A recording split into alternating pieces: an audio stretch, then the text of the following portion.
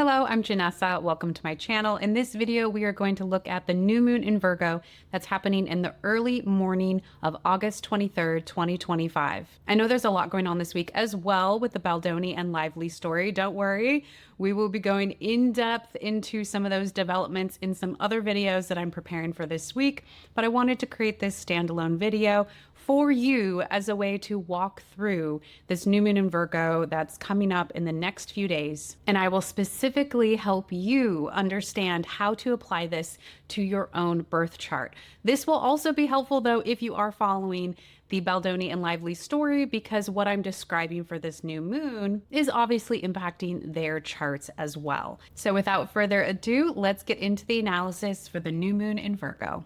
I'm sharing my screen so you can see the chart cast for the Virgo new moon happening on August 23rd. And as usual with the new moon and full moon videos, I like to go through the analysis in a specific order. And that's a little bit different than what I do with a birth chart as an example. If you're interested in learning more about my philosophy with astrology, I'll put a link here for an overview video that you can watch where I explain a little bit about my approach.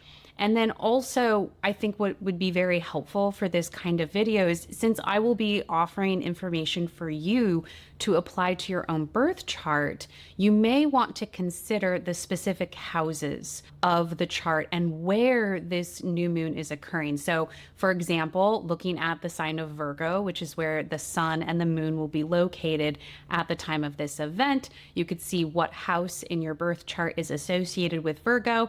And that's why I'm also going to link the astrology houses video I did recently, where I walk through the overall significations, not completely exhaustive, I would say, but a really great foundation for the significations of the houses according to whole sign houses in astrology.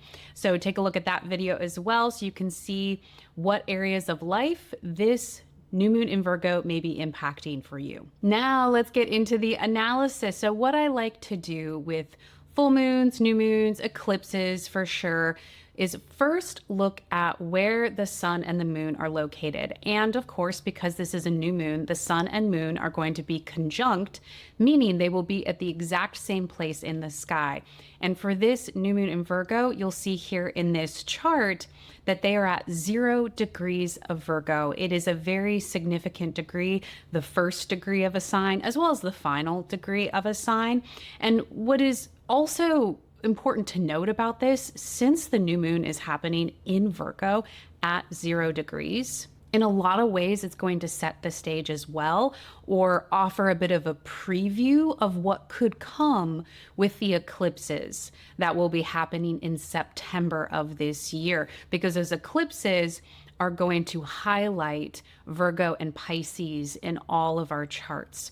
So this new moon is planting a seed in some ways for what will be revealed, what will be connected. I'll get into a lot more with the eclipses and their significations in videos to come, but just know that there's a very strong energetic tie between what is happening on or around August 23rd, maybe the 22nd if you're more on the western coast of the United States. It'll be in the late hours of the 22nd.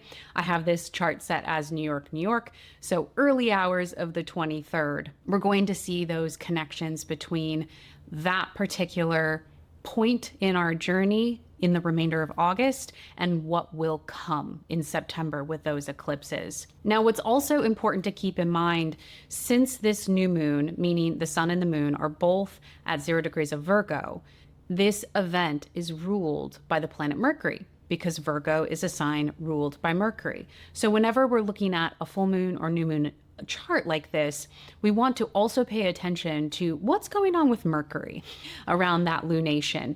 Since it is ruling that sign, it's going to have a heavy influence on these events. And at the time of this Virgo new moon, you'll see here that Mercury is at 12 degrees of Leo, meaning Mercury is direct. It's stationed direct a little earlier in the month of August, but Mercury is still moving through its post-retrograde shadow. What does that mean? Well, in some ways, this new moon, while on one hand being a preview for what might come with the eclipses in September, it is also still very much connected and pulling us back potentially into some of the activities and the events that happened during Mercury retrograde in Leo, which started in July of this year and ended in August this month. So this new moon is a bit of a bridge energetically, and that's part of the reason why I think it's a compelling lunation to pay attention to. And what's also important to keep in mind is that similar to the full moon in Aquarius, which was the lunation just before what we will experience with this new moon on August 23rd, we still have this energetic configuration between Uranus at 1 degree of Gemini, Pluto at 1 degree of Aquarius, and Saturn and Neptune in the early degrees of Aries. Saturn is still at 0 degrees and Neptune is at 1 degrees. But what's different about this energetic configuration, which was part of the full moon in Aquarius, is that this time, since the sun and moon are in Virgo, it means that the lunation itself is not in direct relationship with Pluto at 1 degrees of Aquarius or Saturn and Neptune at 0 and 1 degrees of Aries, because they don't actually form a primary angle with one another. In some ways, something that was happening around the full moon in Aquarius is not visible anymore or connected anymore. But there is still a connection through Uranus, because Uranus at 1 degree of Gemini is forming this square with the new moon in Virgo. And Uranus is still forming a sextile with Saturn and Neptune, and it's still forming a trine with Pluto in Aquarius. So I know that's a lot of astrological speak. One way to interpret this is you can reflect on what was happening around the full moon in Aquarius just a couple weeks ago and pay attention to any themes that were being highlighted or emphasized in your life around that time, and how there may still be a bit of a connection to what's happening around August 23rd, but it's going to specifically show up through this relationship between Virgo in your chart and Gemini in your chart, which form a square with one another, and they're also both ruled by Mercury.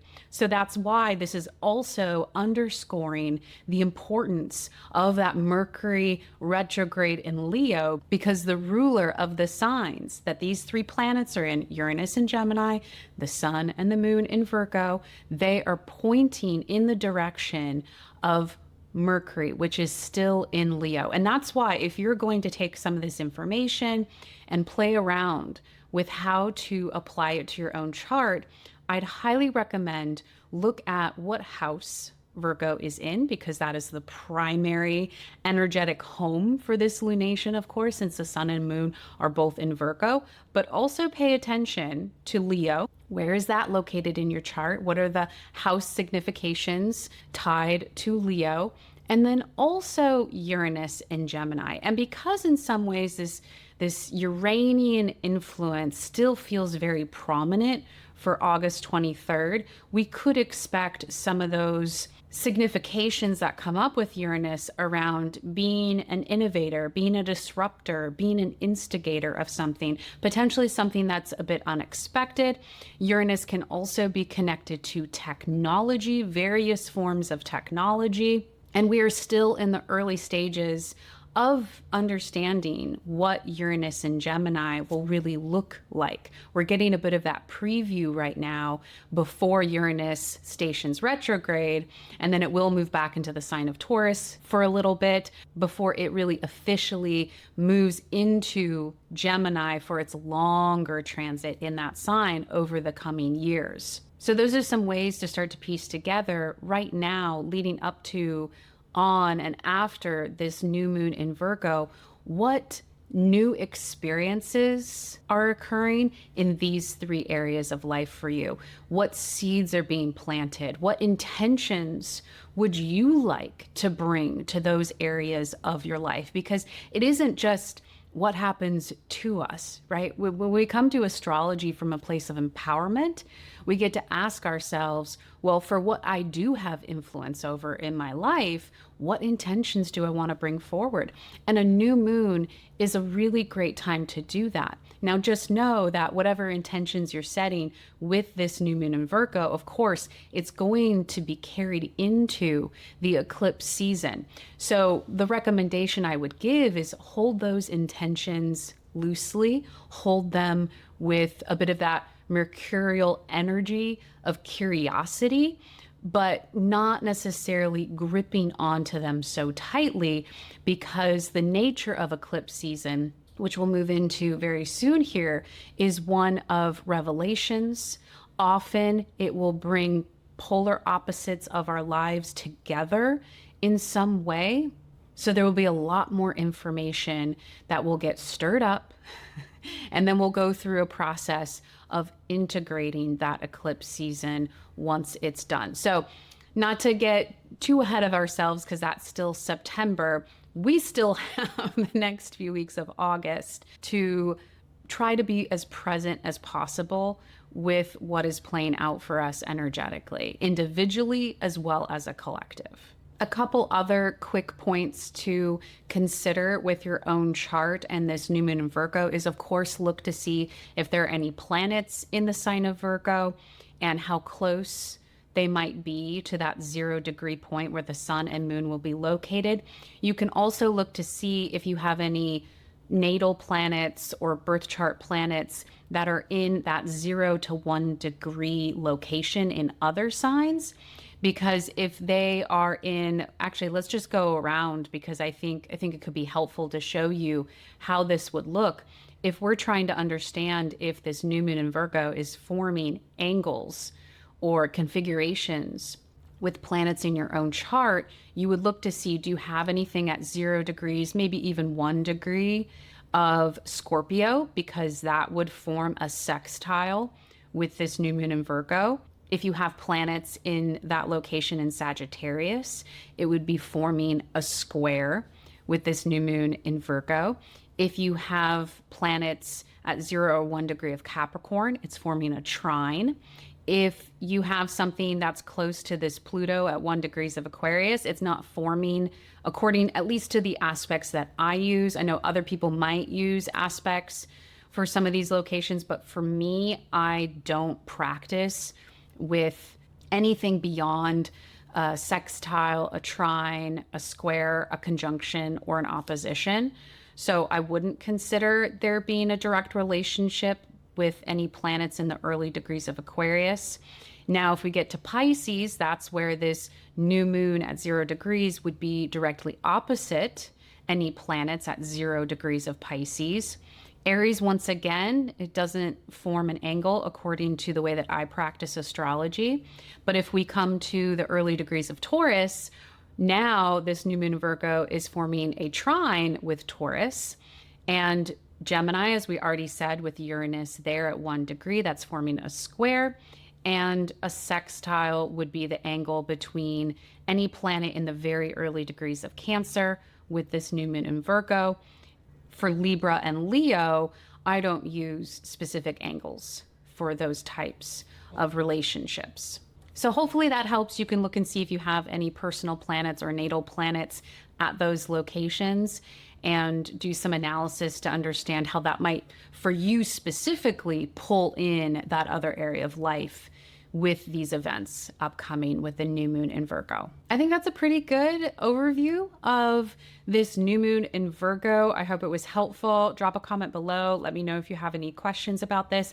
As I said, this is a major event, of course, with the Baldoni and Lively story. So I'm going to be doing some other videos coming up showing how this new moon in Virgo impacts their charts. So stay tuned for that. And actually, I'm not sure with recording and editing what will come out first, but you know how to find it. If you go to my channel, I have a whole playlist for Baldoni and Lively, and I also have a playlist for these full moon and new moon videos. And the last thing I'll say is that I am opening up spots for astrology sessions in September with me. If you're interested in knowing about that, sign up for my newsletter. I'll put a link in the description for this video because I will be emailing a link to my newsletter folks so they can sign up if they would like to do so. And I look forward to connecting again soon.